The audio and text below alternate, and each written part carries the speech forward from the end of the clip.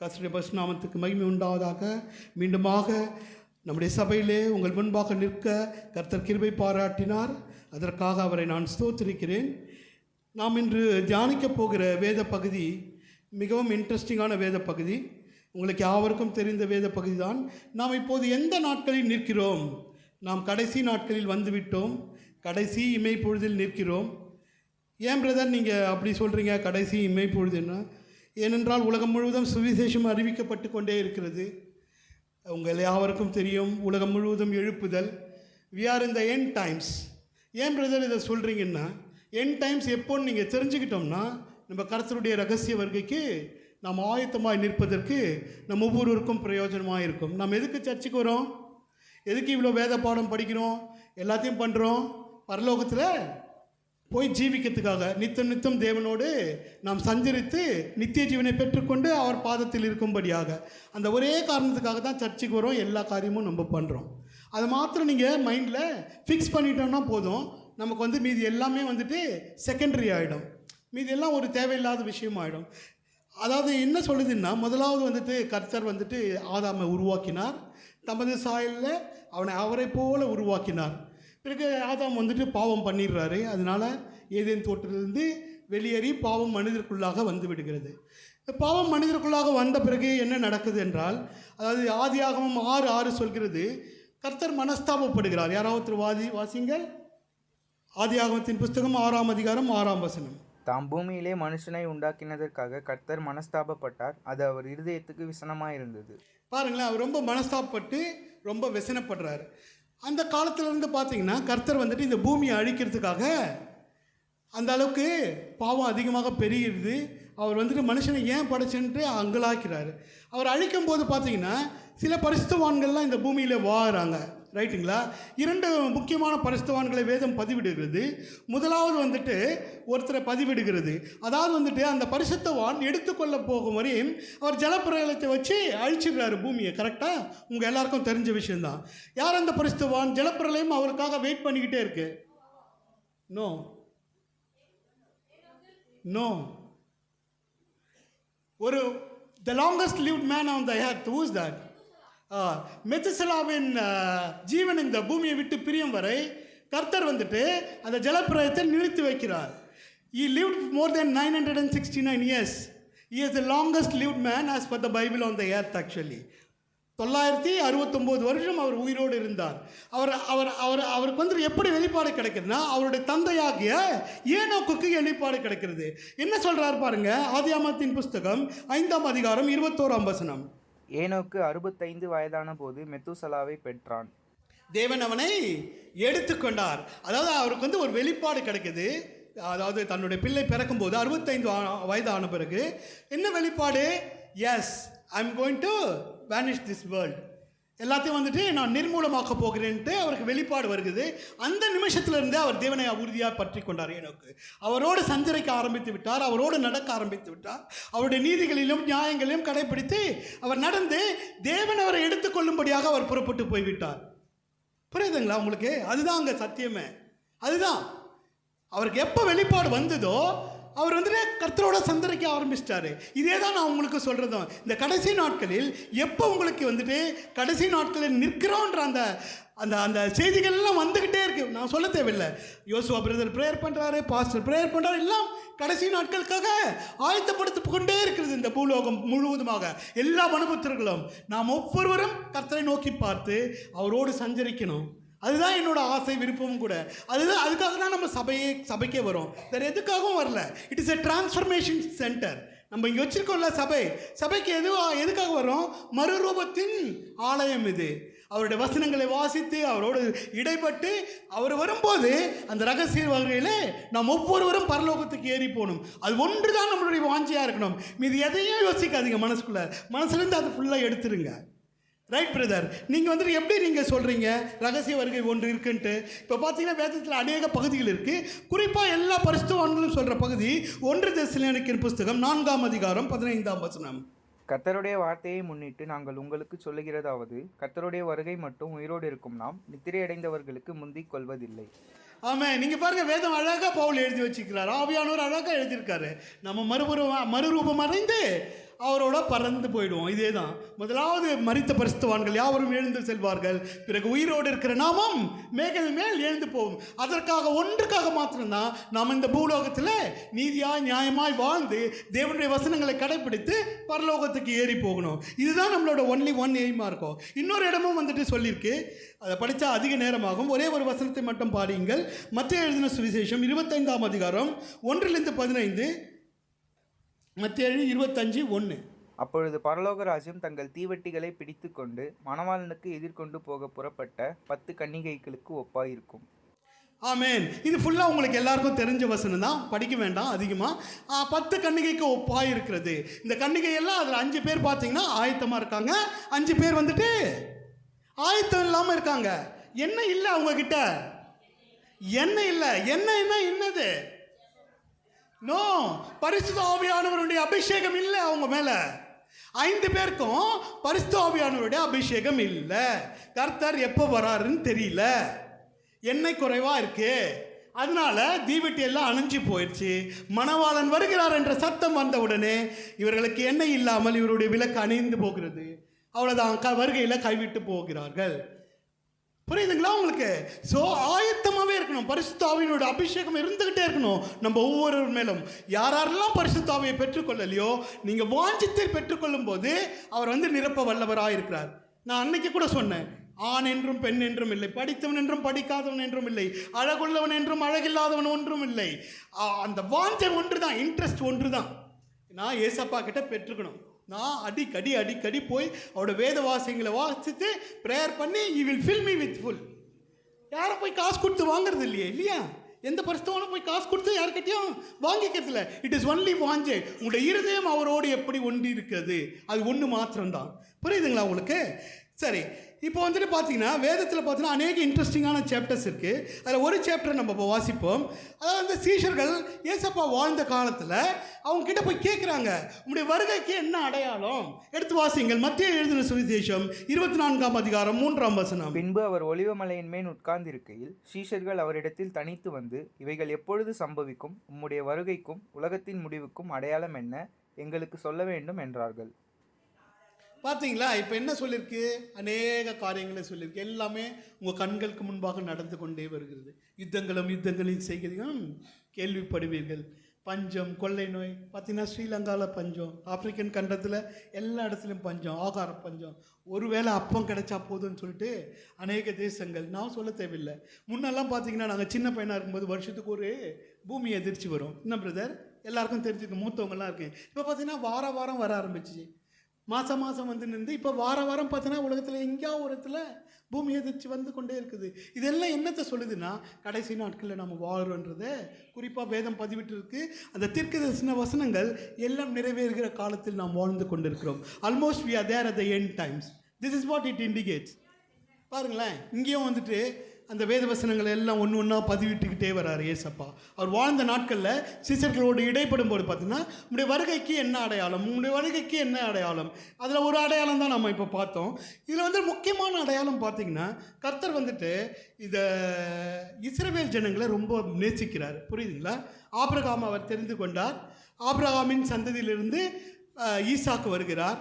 ஈசாக்குக்கு அப்புறம் இஸ்ரவேல் வருகிறார். அதாவது யாக்கோபு வருகிறார். யாக்கோபுடைய இன்னொரு பேர் இஸ்ரவேல் என்று அழைக்கிறார் கர்த்தர். ரைட்டா? அந்த இஸ்ரவேலில் 12 கோத்திரங்கள் உருவாகிறது. அந்த 12 கோத்திரங்களும் பரவி இருக்கிறது. இந்த இஸ்ரவேல் ஜனங்களை பார்க்கும்போது நமக்கும் அந்த வருகைக்கும் வருகையின் அடையாளமாக வச்சிருக்காரு. என்னன்னு பார்த்தீங்கன்னா, இஸ்ரவேல் ஒரு தேசம். இஸ்ரவேலருக்கு 3 காரியங்கள் மிகவும் முக்கியமானது. ஒன்று அவர்களுடைய தேசம், 2வது அவருடைய தலைநகரம், 3வது அவர்களுடைய ஆலயம், வர்ஷிப் பண்ணுற பிளேஸ். இந்த 3 அவங்களுக்கு ரொம்ப ரொம்ப முக்கியம். அதாவது ஏசப்பா என்ன சொல்கிறாருன்னா, ஒரு வேதத்தில் ஒரு ரகசியம் ஒன்று அடங்கியிருக்கிறது. அது நான் உங்களுக்கு கோடிட்டு காட்டும்படியாக நான் அந்த வேத பகுதியை நீங்கள் வாசிக்க வேண்டுமாய் ஜெபிக்கிறேன்.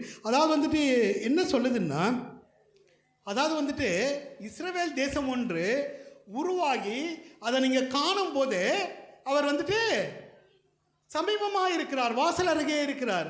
என்ன பிரதர் இப்படி சொல்கிறீங்க அப்படின்னா, இப்போ பார்த்தீங்கன்னா இஸ்ரவேல் தேசத்துடைய அந்த முழு சரித்திரத்தை உங்கள் எல்லாருக்குமே தெரியும், வேதம் பதிவிட்டிருக்கு. ஆபிரகாமை அழைக்கிறார், ஈசாக்கை அழைக்கிறார், பிறகு யாக்கோபை நான் சொன்ன மாதிரி அழைத்து கொண்டே வருகிறார். இப்போ பார்த்தீங்கன்னா அழைத்து கொண்டே வந்ததுக்கப்புறம் பார்த்தீங்கன்னா எகிப்து தேசத்துக்கு போகிறாங்க. பஞ்சம் ஜாஸ்தியாக இருக்குது.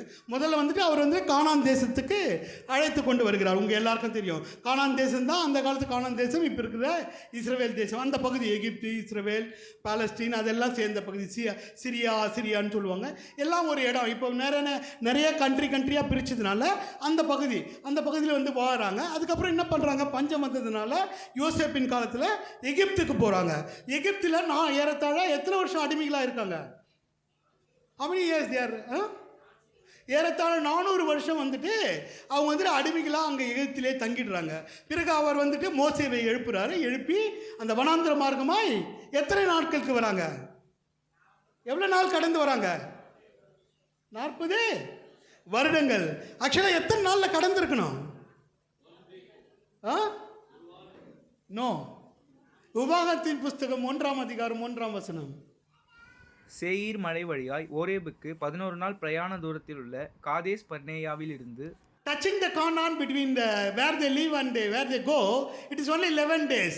எத்தனை வருஷம் நடத்துறாரு வனாந்தரத்தில்? ஏன் நடத்துறாரு? முறுமுறுத்துக்கிட்டே இருக்காங்க நம்மளை போல. ஐயோ அது இல்லையே, ஐயோ இது இல்லையே, எனக்கு இப்படி நடக்கலையே, அவளுக்கு அப்படி நடக்குது, எனக்கு ஒன்றுமே இல்லையே, எனக்கு இது நடக்கலையே, எனக்கு மாம்சம் இல்லையே, எனக்கு அது வரலையே, தண்ணி இல்லையே, அது இல்லையன்ட்டு முறுமுறுத்துக்கிட்டே இருக்காங்க. அதனால கர்த்தர் என்ன பண்ணுறாருன்னா, போய் சுற்றி வாங்க, எல்லாரும் சுற்றி அடிக்கிறாரு. எல்லாம் வனாந்தரம் முழுக்க சுற்றி அடித்து அவருடைய வல்லமை எல்லாம் வெளிப்படுத்துகிறாரு. அவர் எவ்வளோ பெரிய தேவன் சொல்லிட்டு அநேக அற்புத அடையாளங்களை செய்கிறார் இல்லையா? எகிப்திலிருந்து விடுதலை ஆகும் போது ஏறத்தாழ 10 அற்புதங்களுக்கு மேலே நடத்துகிறாரு. ப்ளஸ் நடக்கும்போது எல்லாம் தண்ணி இல்லைன்றாங்க. அதனால அவர் வந்து கண்மலை பார்த்து பேசும் மோசேன்றாரு. கண்மலை பேசினோன்னா தண்ணி ஓடி வருது. ப்ளஸ் மாம்சம் வேணுன்றாங்க இல்லையா? காடைகளை எடுத்துன்னு வந்து அப்படியே இறக்குறாரு, ஃபுல்லாக ஃப்ரெஷ்ஷாக மாம்சத்தை சாப்பிட்றாங்க. வானத்தில் அப்பமாகி அந்த மண்ணாவை இறக்கி கொடுக்குறாரு, திருப்தியாக புசிக்கிறாங்க. சிங்கடலை 2ஆக பிளக்கிறார். இதெல்லாம் பண்ணுறாரு அவர் அவங்க கண்களுக்கு முன்பாக. ஆனாலும் முறுமுறுத்துட்டே இருக்காங்க. ஒவ்வொரு வார்த்தையும் தேவனை விட்டு விலகி போவாங்க. கொஞ்ச நேரம் நல்லா இருப்பாங்க, திரும்பி விக்கிராராதனைக்கு பின்னாக போயிடுவாங்க, பாவத்துக்கு பின்னாக போயிடுவாங்க. இப்படியே பண்ணிக்கிட்டே இருக்கிறதுனால கர்த்தர் வந்துட்டு ரொம்ப எரிச்சலாகி அவங்கள வந்துட்டு ஒப்பு கொடுத்துக்கிட்டே இருக்கார் அநேக காரியங்களுக்கு முன்பாக. இப்போ பார்த்தீங்கன்னா அது வந்ததுக்கப்புறம் என்ன பண்ணுறாங்க, அவங்க வந்துட்டு நியாயாதிபதிகளை ஏற்படுத்துகிறார் கர்த்தர், அவங்கள நியாயம் விசாரிக்கிறதுக்கு. பிறகு என்ன சொல்கிறாங்க, எங்களுக்கு நியாயாதிபதிகள் வேண்டாம், ராஜாக்கள் வேண்டும்னு கேட்குறாங்க. அதுக்கு முன்னாடி பார்த்தீங்கன்னா தீர்க்கதரிசிகளை உருவாக்குறாரு. தீர்க்கதரிசிகள் நியாயம் விசாரிக்கிறாங்க. அதுக்கப்புறம் ராஜாக்கள் வராங்க. ராஜாக்கள் வந்துட்டு அரசாளுகிறாங்க. ராஜாக்கள் வந்து அரசாளும் போதும் திரும்ப இன்னொரு வாட்டி என்ன பண்ணுறாரு, அடிமைத்தனத்துக்கு திரும்பி அனுப்புகிறாரு. எங்கே அனுப்புகிறாரு? பாபிலோன் சிறையிருப்புக்காக அவங்களை திருப்பி அனுப்புகிறார். ஏன் அனுப்புகிறாரு? திரும்ப இதே தான் முறுமுறுப்பு, விக்கிர ஆராதனை, கர்த்தரை விட்டு பாவம் செய்கிறது, இது எல்லாத்தினாலும் திரும்பி 70 வருஷம் அங்கே போய் சிறையிருப்பு அனுபவிக்கிறாங்க. திரும்பி 70 வருஷத்துக்கு அப்புறம் திரும்பி விடுதலை ஆக்கி திரும்பி வராங்க அவங்களோட தேசத்துக்கு. திரும்பி வரும்போது பார்த்தீங்கன்னா ஏறத்தாழ எத்தனை ஆண்டுகள்? 2 வருடம். Black time 400 years. தேவ வசனமே அறிவிக்காத 400 வருடங்கள் கடந்து செல்கிறது, 2 வருடமாக. பிறகு ஒளியாகிய தேவன் வருகிறார், இயேசு கிறிஸ்து வருகிறார். அதற்கு முன்பாக யார் வருகிறார்? யோவான் ஸ்நானகன் வழியை ஆயத்தப்படுத்தும்படியாக அவர் வந்து இயேசு கிறிஸ்துக்கு வழியை ஆயத்தப்படுத்துகிறார். கர்த்தர் வந்து சிலுவையில் அறையப்பட்டு பிறகு நமக்காக மீட்பை ஏற்படுத்துகிறார். அந்த ஜனங்களுக்கு சுவிசேஷத்தை அறிவிக்கிறார், மீட்பை ஏற்படுத்துகிறார். அதுவும் கூட பார்த்தீங்கன்னா கிட்டத்தட்ட கிறிஸ்துவுக்கு பின் 70வது வருடம் எல்லாரும் சிதறடிக்கப்படுகிறார். இஸ்ரவேல் ஜனங்கள் அப்படி ஒரு தேசமே இல்லை, கானான் தேசமே இல்லை. கிபி 70 ஆல் ஓவர் த வேர்ல்டு சிதறி போகிறார்கள். அந்த யார் கிங் டைட்டஸ் வந்துட்டு எல்லாரும் விரட்டி விடுறாங்க. கர்த்தர் வந்துட்டு திரும்பி ஒப்பு கொடுக்குறார். திரும்பி வந்துட்டு கெட்ட வழிகளுக்கு போயிடுறாங்க. அதனால் ஏறத்தாழ 1900 வருடங்கள் இஸ்ரவேல் தேசம் ஒன்று இல்லவே இல்லை. அதனோட தலைநகர் எருசலேமாகவும் இல்லவே இல்லை. அவங்களுக்கு ஆலயமும் இல்லை. தேசாந்திரிகளாய் திரிகிறார்கள். பார்த்தீங்கன்னா யூரோப்பியன் கண்ட்ரியில் கொஞ்சம் பேர், ரஷ்யா சைடில் கொஞ்சம் பேர், இந்த சைட் சைனா சைடில் கொஞ்சம் பேர், even in India there are many Jews இல்லையா. கல்கட்டாவில் கொஞ்சம் பேர் வாராங்க, பாம்பே சைடில் கொஞ்சம் பேர் வாடுறாங்க. They're all spread across the world. So அந்த வேதவசனம் பாருங்கள், குறிப்பாக எப்போ நிறைவேறுது, எப்போ they got the independence for Israel. Sorry, it is May 14th and 1948 the Israel தேசம் வந்துட்டு திரும்பி வருது. அதாவது வேதத்தில் பார்த்தீங்கன்னா இந்த இந்த இந்த இந்த இந்த உலகத்தில் ஒரு தேசம் காணாமற் போய் திரும்பி வந்தது சரித்திரத்தில் எந்த தேசமே இல்லையாமா. இந்த இஸ்ரவேல் தேசம்தான் ஏறத்தாழ 1900 வருடங்கள் இல்லாமல் போய், கிபி 70 இல்லாமல் போய், மறுபடியும் 1948 May 14 அவர்களுக்கு அது ஒரு தேசமாக கிடைக்கப்பட்டது. பிரதர் எப்படி நீங்கள் சொல்கிறீங்க? ஆமாம், அப்படி தான் கிடைச்சிது. ஃபஸ்ட்டு பார்த்தீங்கன்னா கொஞ்ச நாட்கள் வந்து பார்த்தீங்கன்னா ஃபர்ஸ்ட் வேர்ல்டு வார் வருது. நமக்கு 1918 ஃபர்ஸ்ட் வேர்ல்டு வார் வருது. ஃபர்ஸ்ட் வேர்ல்டு வார் வரும்போது பார்த்தீங்கன்னா துர்க்கி, இங்கிலாந்து 2 பேரும் வின் பண்ணுறாங்க. அதாவது வந்து இங்கிலாந்து பிரிட்டிஷ் ராஜ்யம் வருது. பிரிட்டிஷ் ராஜ்யம் வந்துட்டு இந்த கண்ட்ரியை ஆளுகை செய்கிறாங்க. இந்த பிரிட்டிஷ் ராஜ்யம் வந்ததுக்கப்புறம் பார்த்தீங்கன்னா உங்களுக்கு வந்துட்டு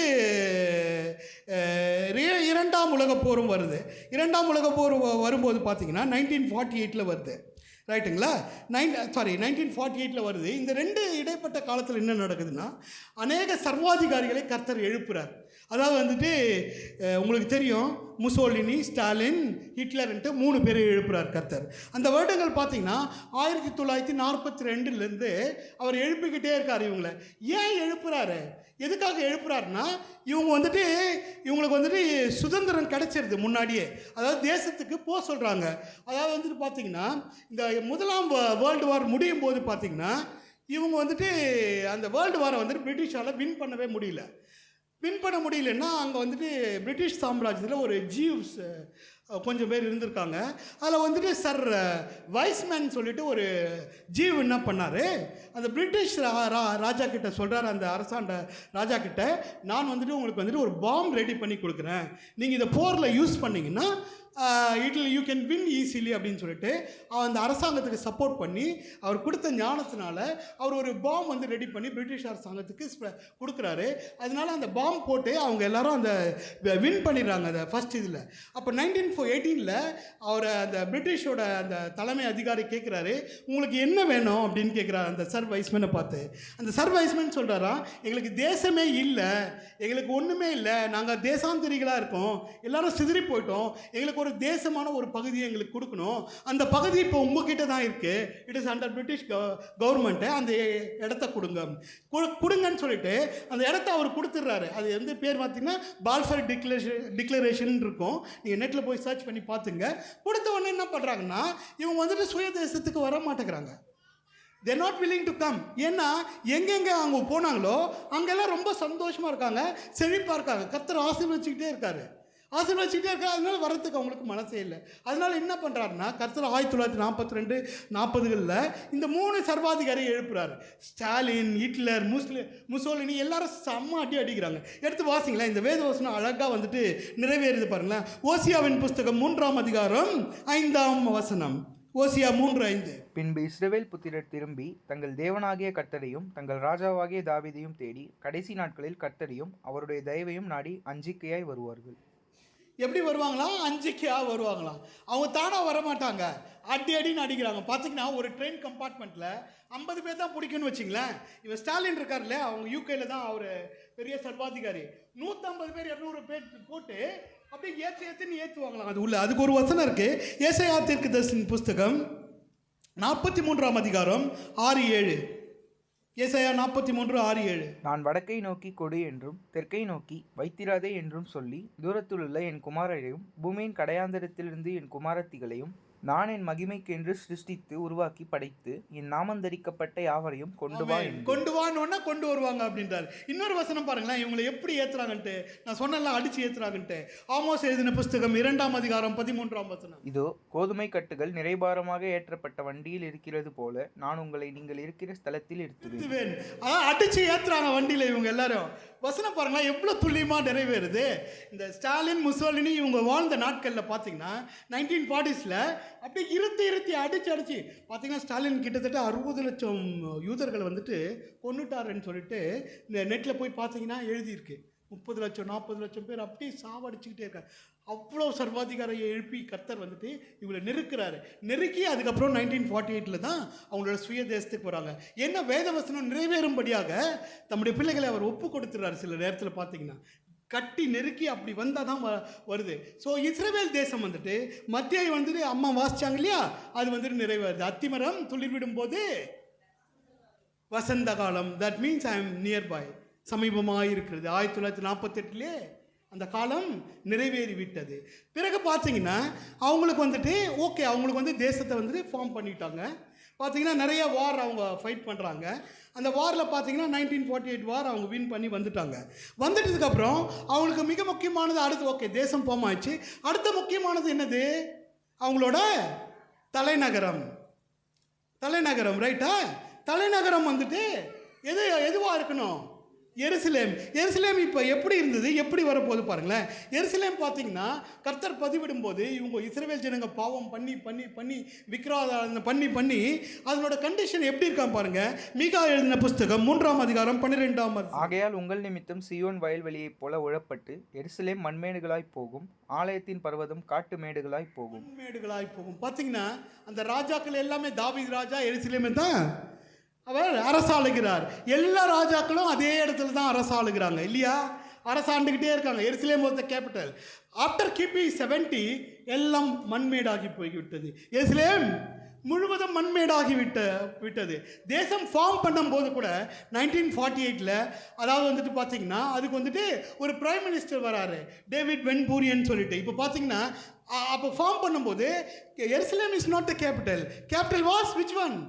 டெல் அவீவ் தான் கேபிட்டல். அது வந்துட்டு அவன் தேசத்தை ஃபார்ம் பண்ணும்போது பார்த்தீங்கன்னா இன்னும் கூட டெல் அவீவ் தான் இருந்தது. கொஞ்சம் ரீசெண்ட் டைமுக்கு முன்னாடி வரையும் கூட எருசலேம் வாஸ் நாட் எ கேபிட்டல். பார்த்தீங்கன்னா டெல் அவீவ் வந்து கேபிட்டல் ஆகி அவர் வந்துட்டு டேவிட் பென் கூரியன் சொல்லிட்டு வராரு. இப்போ பார்த்தீங்கன்னா அவங்களோட ஏர்போர்ட் கூட பென் கூரியன் ஏர்போர்ட்னு சொல்லி தான் கூப்பிடுவாங்க. எசேக்கியேல் எழுதின தீர்க்கதரிசன புத்தகம் 37ஆம் அதிகாரம் 21ஆம் வசனம். எசேக்கியேல் 37:21. நீ அவர்களை நோக்கி, கர்த்தராகிய ஆண்டவர் உரைக்கிறது என்னவென்றால், இதோ நான் இஸ்ரவேல் வம்சத்தாரை அவர்கள் போயிருக்கும் ஜாதிகளிடத்திலிருந்து அழைத்து சுற்றிலும் இருந்து அவர்களை சேர்த்து அவர்களை அவர்கள் சுய தேசத்திலே வரப்பண்ணி அவர்களை இஸ்ரவேலின் மலைகளாகிய தேசத்திலே ஒரே ஜாதியாக்குவேன். ஒரே ராஜா அவர்கள் எல்லாருக்கும் ராஜாவாக இருப்பார். அவர்கள் இனி 2 ஜாதிகளாக இருப்பதில்லை. அவர்கள் இனி 2 ராஜ்யங்களாக பிரிவதும் இல்லை. பாருங்களேன் எவ்வளோ அழகாக தீர்க்க தரிசனம் நிறைவேறுது. தீர்க்க தரிசனம் ஒரே ஒரு ராஜா தான் இருப்பார். Only one prime minister. That was David Ben Gurion, is the first prime minister of Israel. He formed the government by 1948 and then he is the first prime minister. ஒரே ராஜா தான் இருப்பாங்க. பார்த்தீங்கன்னா வேதத்தில் பார்த்தீங்கன்னா 2 ராஜாக்கள் இருப்பாங்க. யூதாக்கு ஒரு ராஜா இருப்பாங்க, இஸ்ரவேல் கோத்திரத்துக்கு ஒரு ராஜா இருப்பாங்க. உங்களுக்கு தெரியும்ல, தாவீது பார்த்தீங்கன்னா 7 ஆண்டுகள் யூதாவின் மேல் ராஜாவாக இருந்தார். பிறகு 33 ஆண்டுகள் சமஸ்த இஸ்ரவேலுக்கு மேலும் அவன் வந்துட்டு ராஜாவாக இருந்தார்னு வேதம் பதிவிடும். ஒரே ஒரு ராஜாவாக வந்து விடுகிறார். இப்போ பார்த்தீங்கன்னா தேசம் வந்துருச்சு. அதுக்கடுத்து அவங்களுக்கு வந்துட்டு கேபிட்டல் வரணும். இப்போ என்ன நடக்குதுன்னு பாருங்களேன். அதாவது வந்துட்டு ஒரு வேத வசனம் வந்துட்டு துல்லியமாக நிறைவேறிச்சு நம்மளோட காலங்கள்லன்னா இந்த ஒரே ஒரு வேத வசனம் தாங்க உங்கள் கண்களுக்கு முன்பாகவே நிறைவேறிருக்கு. சகரியாவின் புஸ்தகம் 12ஆம் அதிகாரம் 6ஆம் வசனம். அந்நாளிலே யூதாவின் தலைவரை விறகுகளுக்குள்ளே எரிகிற அக்கினி அடுப்புக்கும் வைக்கோல் கட்டுகளுக்குள்ளே எரிகிற தீவட்டிக்கும் ஒப்பாக்குவேன். அவர்கள் வலது புறமும் இடது புறமுமாக புறப்பட்டு சுற்றிலும் இருக்கிற எல்லா ஜனங்களையும் பட்சிப்பார்கள். எருசலேம் திரும்பவும் தன் ஸ்தானமாக எருசலேமிலே குடியேற்றப்பட்டிருக்கும். எப்பொழுது இது நடந்தது? நம்ம காலத்தில். இதுவரையும் டெல் அவீவ் தான் கேபிட்டலாக இருந்தது. கர்த்தர் ஒருத்தரை எழுப்புறாரு. எங்கே எழுப்புறாரு? அமெரிக்க தேசத்தில் எழுப்புறாரு. யார் எழுப்புறாரு? ட்ரம்ப் எழுப்புறாரு. ட்ரம்ப் வந்துட்டு ஒரு பொலிட்டீஷியனே இல்லை. He was a business man. அவரை கொண்டு வர்றாரு. அவர் வந்துட்டு வின் பண்ணுவார்ன்ற ஃபஸ்ட்டு டைமில் அந்த எண்ணம் ஒருத்தருக்குமே இல்லை, யாருமே இல்லை. எல்லாரும் யோசிச்சாங்க ஹிலாரி கிளின்டன் தான் வின் பண்ணுவாங்க, ட்ரம்ப் வின் பண்ண பண்ணுறாருன்னு நினச்சாங்க. கர்த்தருடைய சித்தம் அதுவல்ல. ட்ரம்ப் வின் பண்ணி is become as a president. அவர் தம்முடைய எலெக்ஷன் கேம்பெயினில் அவர் சொல்கிறாராம், நீங்கள் எலெக்ட் ஆனோடனே என்ன பண்ணுவீங்கன்னு சொல்லிட்டு.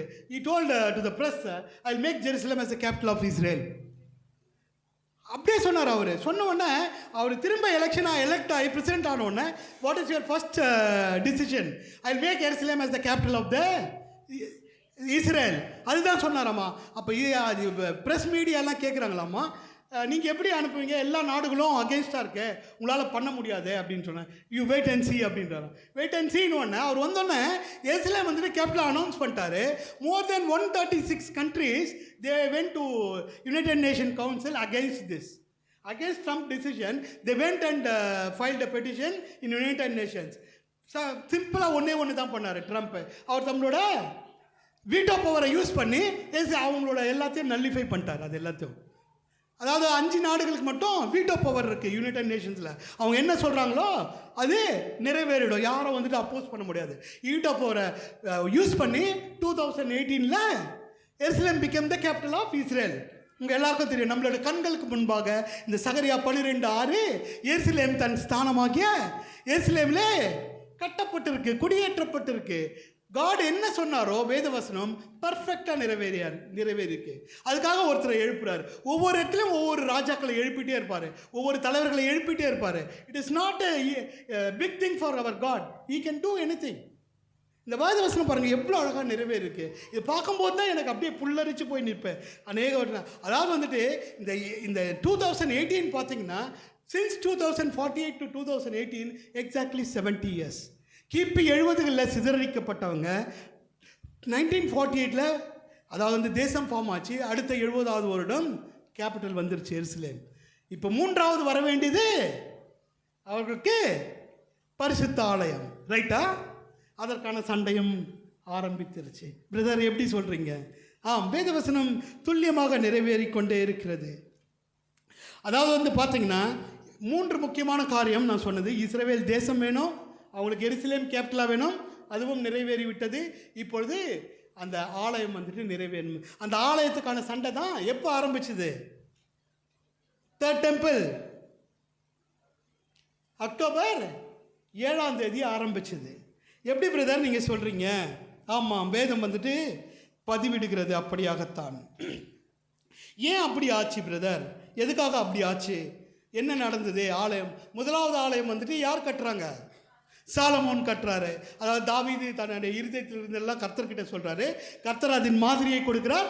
சாலமோன் 1வது ஆலயத்தை கட்டுகிறார். திரும்ப இவங்க வந்துட்டு பின்மாற்றத்தில் போயிடுறாங்க, அதனால் அது இடிக்கப்பட்டு போகிறது. 2வதாக யார் வந்து கட்டுகிறார் ஆலயத்தை? செருபாபேல் தலைமையில் வந்து ஆலயம் கட்டப்படுகிறது. திரும்ப வந்துட்டு அவங்க வந்துட்டு திரும்பி பின்மாற்றத்துக்கும் விக்கிர ஆராதனைக்கும் போயிடுறாங்க. அதில் ஒரு வேதவசனம் பாருங்கள், அழகாக பதிவிட்டிருக்காங்க. எசேக்கியேல் எழுதிய தீர்க்கதரிசன புஸ்தகம் 8ஆம் அதிகாரம் 6ஆம் வசனம். எசேக்கியேல் 8:6. அவர் என்னை நோக்கி, மனுப்புத்திரனே, அவர்கள் செய்கிறதை காண்கிறாயா? என் பரிசுத்த ஸ்தலத்தை விட்டு என்னை தூரமாய் போக பண்ணும்படியான இஸ்ரவேல் வம்சத்தார் இங்கே செய்கிற மிகுந்த அருவருப்புகளை காண்கிறாய் அல்லவா? இதிலும் அதிக அருவருப்புகளை இன்னமும் காண்பாய் என்று சொல்லி அவரோட பரிசுத்த பர்வதத்தை விட்டு அவரையே தூரம் தள்ளிடுறாங்க. அவ்வளோ அருவருப்பு பண்ணுறாங்க, புரியுதுங்களா? அதனால திரும்ப இடித்து போட்டுறாங்க. அதுக்கப்புறம் பார்த்தீங்கன்னா ஏசப்பாவின் காலத்தை கூட அவரும் வந்துட்டு கோவப்படுறார் ஒரு இடத்துல. அவர் அதனால தான் சொல்கிறாரு, இதுமேல் ஒரு கல் இல்லாதபடி இடித்து போடப்படும்ட்டு. மத்தேயு எழுதின சுவிசேஷம் 21ஆம் அதிகாரம் 12ஆம் வசனம். இயேசு தேவாலயத்தில் பிரவேசித்து ஆலயத்திலே விற்கிறவர்களும் கொள்ளுகிறவர்களும் ஆகிய யாவரையும் வெளியே துரத்தி காசுக்காரருடைய பலகைகளையும் புறா விற்கிறவர்களின் ஆசனங்களையும் கவிழ்த்து என்ன பண்ணுறாங்க? அங்கே விற்கிறவங்களும் வாங்குகிறவங்களுமா இருக்காங்க. It has become as a business center. The church has become, the temple has become business center. அதனால தான் அப்போவே இடித்து போட்டுறாரு. அப்போ இடித்தது இன்னும் கட்டப்படவே இல்லை. இப்போ 3rd டெம்பிள் வந்துட்டு செருபாபேல் தமிழில் கட்டி அந்த கிபி 70 இடித்து போட்டது இன்னும் வந்துட்டு கட்டப்படவே இல்லை. அது கட்டுவதற்கான நேரம் அந்த யுத்தமும் தொடங்கிவிட்டது. எப்படி பிரதர் சொல்கிறீங்க? எசேக்கியேல் தீர்க்கதரிசன புஸ்தகம் 38ஆம் அதிகாரம் 8ஆம் வசனம். அநேக நாட்களுக்கு பிற்பாடு நீ விசாரிக்கப்படுவாய், பட்டயத்துக்கு நீங்களாகி பற்பல ஜனங்களிலிருந்து சேர்த்து கொள்ளப்பட்டு வந்தவர்களின் தேசத்தில் கடைசி வருஷங்களிலே வருவாய். நெடுநாள் பாழாய் கிடந்து பிற்பாடு ஜாதிகளிலிருந்து கொண்டு வரப்பட்டவர்கள் எல்லாரும் சுகத்தோடே குடியிருக்கும் இஸ்ரவேலின் மலைகளுக்கு விரோதமாய் வருவாய். அவர்கள் எல்லாரும் அஞ்சாமல் குடியிருக்கும் போது இஸ்ரவேலின் மலைகளுக்கு விரோதமாய் நீ வருவாய். வந்துட்டாங்க அக்டோபர் 7 லாஸ்ட் இயர் இல்லையா? அக்டோபர் 7 அந்த அந்த அந்த அந்த அந்த வாருக்கு பேர் என்ன வச்சுருக்காங்களாம்? என்ன பேர் வச்சுருக்காங்க? It is called as Alaska flood. அதாவது வந்துட்டு அந்த டெம்பிள் மவுண்ட் இருந்தது இல்லையா, அது பார்த்தீங்கன்னா அதனோட வேத பகுதியில் திருப்பி பார்த்தீங்கன்னா அந்த இடத்துல தான், அந்த மோரியா மலையில் தான் இவர் வந்துட்டு பலி செலுத்த போனார். யார்? ஆபிரகாம் தன்னுடைய பிள்ளையாகி ஈசாக்கை அங்கே பலி செலுத்தும்படியாக அழைத்து கொண்டு போனார். அதே இடத்துல தான் அந்த ஒர்னான் களம்னு சொல்லிட்டு தேவதூதன் வந்து இறங்கி நிற்பான். வாதையினால் தாவீதின் குடும்பத்தை வாதிக்கும்படியாக வியாதிக்கு ஒப்பு கொடுத்து சங்காரம் பண்ணுகிற அதே இடம். அதே இடம்தான் சாலமோன் முதல் ஆலயத்தை கட்டின இடம். அதே இடம்தான் செருபாபேல் இரண்டாவது ஆலயத்தை கட்டின இடம். அந்த அதே இடத்தில் தான் இப்பொழுது அல்லாஸ்கா மாஸ்க் வழிபடுகிற ஸ்தலமாக, அவர்கள் புறஜாதியார் வழிபடுகிற ஸ்தலமாக கர்த்தர் ஒப்பு கொடுத்து அங்கே ஒரு மாஸ்க் இருக்கிறது. It is called as a temple mount. இவங்க எல்லாருக்கும் தெரியும், நெட்டில் போய் சர்ச் பண்ணிங்க, you are all knowledgeable crowd there. Okay, நீங்கள் வந்துட்டு அதை போய் பார்த்தீங்கன்னா இப்போது வந்துட்டு அங்கே தேவாலயம் இல்லை, it is become as a mosque. அவர்களோட வழிபடும் ஸ்தலமாக இருக்கிறது. அந்த மாஸ்க் வந்துட்டு என்னைக்கு ரிமூவ் ஆகுதோ அப்போ தான், that is going to be the end time for us, all of us. At any minute the lord will ascend from heaven and we can go back to the heaven.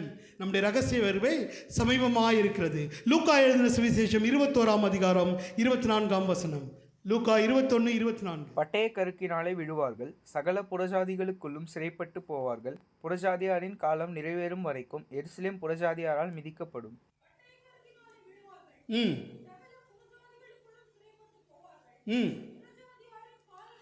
புறஜாதிகளின் காலம் நிறைவேறும் வரைக்கும் எருசலேம் புறஜாதியாரால் மிதிக்கப்படும். இதுதான் இப்போ புறஜாதியாரின் காலம். புரியுதுங்களா? அதாவது வந்துட்டு பார்த்தீங்கன்னா இப்போது இருக்கிற ஒரு கண்டிஷன் என்னன்னு பார்த்தீங்கன்னா, தேர்ட் டெம்பிள் கட்டுறதுக்கான they made the map already, the drawing is already ready, they made everything. அதாவது அந்த 7 குத்து விளக்கு மாதிரி இருக்கு இல்லையா, அது எல்லாமே கரெக்டாக இருக்குது. அதாவது இப்போ பார்த்தீங்கன்னா இஸ்ரேல் தேசத்துக்கு போயிட்டு வரவங்களுக்கு எதுனா இந்த டெம்பிள் இன்ஸ்டியூட்னு ஒன்று ஃபார்ம் பண்ணி தேர்ட் டெம்பிள் கட்டுறதுக்கான எல்லா ஆயத்தமான படிகளும் எல்லாம் ரெடியாக இருக்குது. It is we are at the nearing stage. எப்போ அக்டோபர் 7ஆம் தேதி இஸ்ரவேலின் மலைகளுக்கு விரோதமாய் நீ வருவாய் என்ற அந்த வேத வசனம் நிறைவேறித்தோ பார்த்தீங்கன்னா யாருக்குமே தெரியாது. பார்த்தீங்கன்னா கிளைடரில் வந்து இறங்கிட்டானுங்க, சிறை கைதிகளாக பிடிச்சி 1000க்கு மேலே எடுத்துன்னு போயிட்டு இன்னும் கூட அந்த வார் நடந்துகிட்டே இருக்குது. அதுக்கு ஏன்டா நீ அல்லாஸ்கா ஃப்ளட்டுன்னு வச்சேன்னு கேட்டேன்னா அவனுக்கே தெரியல. அல்லாஸ்கா மாஸ்கை ஒட்டி அதை ஆரம்பித்தான் இல்லையா, அந்த ஆளை போய் கேட்டாங்களா, இதுக்கே அல்லாஸ்கா ஃப்ளட்டுன்னு வச்சுருக்கேன்னு கேட்டால் தெரியலன்றானம்மா. அல்லாஸ்கா மாஸ்கை ஒட்டி இதுக்கான சண்டை இது. இப்போ பார்த்தீங்கன்னா கூடிய விரைவில் இந்த ஆலயம் வந்துட்டு கீழே விழும். 3வது டெம்பிளை கட்டுறதுக்காக இஸ்ரவேல் ஜனங்கள் ஆயத்தப்படுவாங்க. That is the time where we have to go back to the heaven. So கடைசி நிமிஷத்தில் நாம் வந்து நிற்கிறோம். எல்லா வேத வசனங்களும் குறிப்பாய் நிறைவேறின காலம் இது. நம் கண்களுக்கு முன்பாகவே நிறைவேறுகிறது. கிருபையின் காலம் முடிவடைகிற நேரம், நமக்கு சமயம் இல்லை. நாம் ஒவ்வொருவரும் தேவனுக்கு நேராக ஆயத்தப்பட்டு அவருடைய ரகசிய வரிகள் எடுத்துக்கொள்ளப்படணும். அதுதான் நம்மளோட ஒவ்வொருத்தருடைய வாஞ்சியம், அதுதான் என்னுடைய விருப்பமும் கூட. அது போயிடணும் எப்படியாவது. ஏன்னா அதில் மிஸ் ஆகிட்டோம்னா அடுத்த 7 வருடம் உபத்திரவ காலம் உங்கள் யாவருக்கும் தெரியும். 3.5 வருட உபத்திரவ காலம், 3.5 வருட மகா உபத்திரவ காலம். அந்த டைமில் நாம் இருக்கவே கூடாது. we are all at the end times, no time left out there.